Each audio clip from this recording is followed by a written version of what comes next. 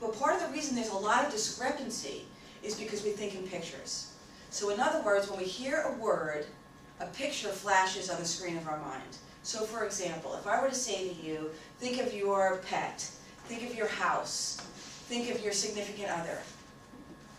Pictures flash on the screen of your mind. Well, sometimes when we hear a word, the picture that flashes on the screen of the mind is not the picture that was intended. For example, I went to school in Texas for a year, and I was from New York at the time. So, I lived in New York. I sounded like Marissa Tomei and my cousin Vinny. It was thick, it was bad. I worked very hard to become normal, okay, but it was that way. And so here I am in Texas, the middle of like nowhere. Okay, and that's certainly not a big city. And I have a friend that I invited to come to New York for the holidays. And he lived in a little town, 250 people, and really had never been outside of Texas. And so he says to me one day, he says, "Hey, Jeannine," he goes, "what's a typical breakfast in New York?" So I said, "Oh," I said, "the same as here." I said, "eggs, a bagel." And he looked at me and he said, "A bagel? What's a bagel?" So I start laughing, because at that time in New York, they were running a commercial for Tempty cream cheese, where there was a gentleman sitting in a very fancy restaurant, and the waiter comes over with a big silver platter, and he says, "Would you like a bagel with your Tempty, sir?" And he says, "A bagel? What's a bagel?"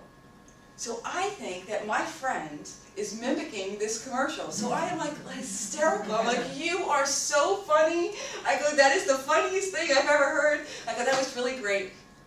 And he's looking at me like I'm from Mars. So I looked at him and I go, "You really don't know what a bagel is?"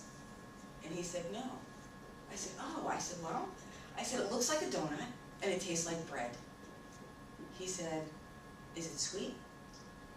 I said, "Well, is bread sweet?" I said, "You know what, look, I'm going home for Thanksgiving. I'll bring you back some bagels, and you can try them before you come to New York." He said, "Okay." So I did. I brought back a dozen bagels.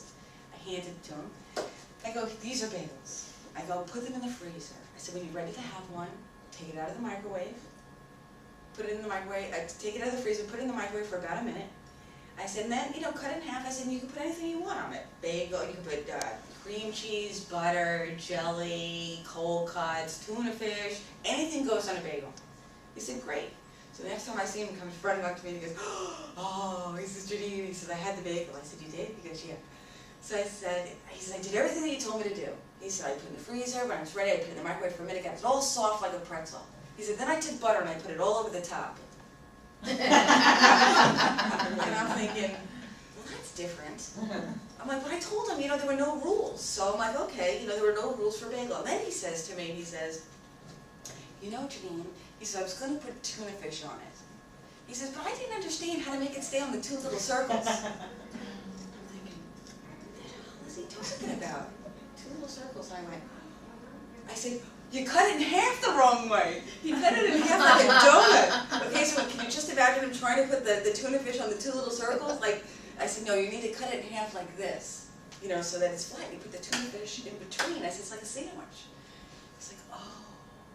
So I share this with you because I thought I was an impeccable communicator. I thought I told him everything that needed to be done other than which way to cut the bagel.